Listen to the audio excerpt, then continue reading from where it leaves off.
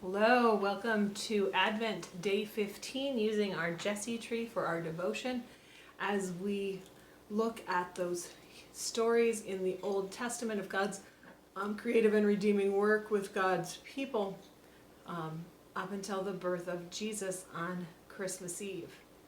And remember that Christmas Eve, December 24th, is part of Advent. That is the last day of Advent until the sun goes down. That's how we end up with a Christmas Eve and a Christmas Day, because in the Jewish tradition, the day starts when the sun goes down. So, our story for today is actually the story that gives us the whole Jesse tree to begin with, the whole concept of using this branch to mark our time during the season of waiting and preparation of Advent.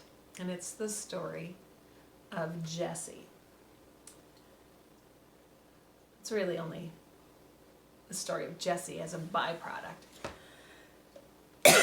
But we find it in 1 Samuel. Because God has decided that it is time to replace the first king of the Israelites, which is Saul. Saul started out great, faithful follower, devoted to God, but I think the power has gone to his head and things are going awry and a successor is needed. So God sends Samuel to the house of Jesse in the city of Bethlehem. We're going to read that story in the 16th chapter of 1 Samuel. And I am reading from the Message translation of the Bible, which is a modern language translation by Eugene Peterson. God addressed Samuel. "How long are you going to mope over Saul? You know I've rejected him as king over Israel. Fill your flask with anointing oil and get going. I'm sending you to Jesse of Bethlehem.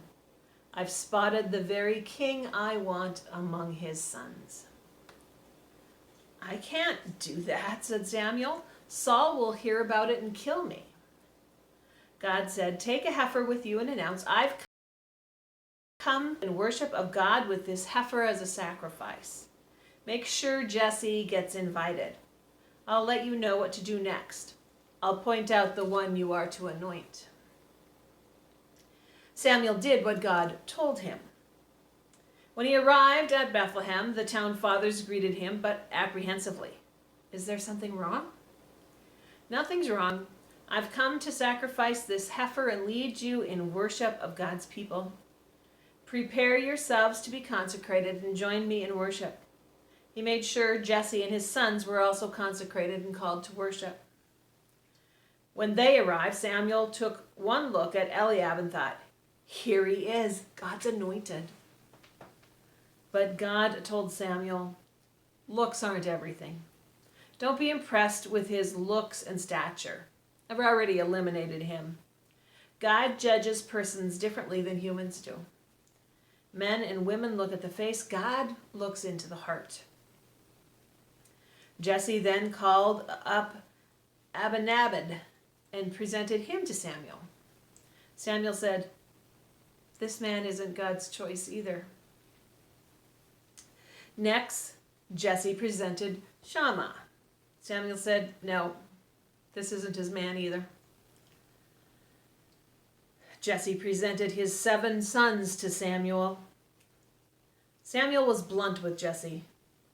"God hasn't chosen any of these." Then he asked Jesse, "Is this it? Are there no more sons?" "Well, yes, there's the runt, but he's out tending the sheep." Samuel ordered Jesse, "Go get him. We're not moving from this spot until he's here." Jesse sent for him. He was brought in, the very picture of health, bright-eyed and good-looking.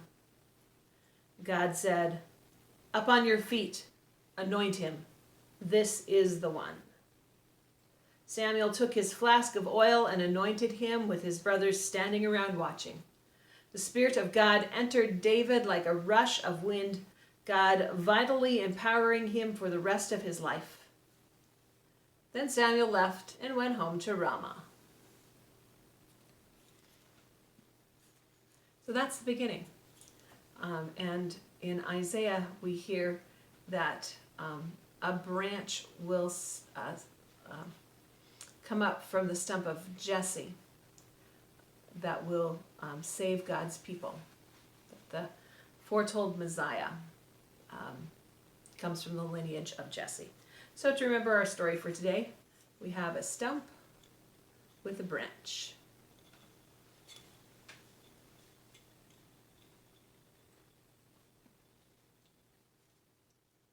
Have a good day.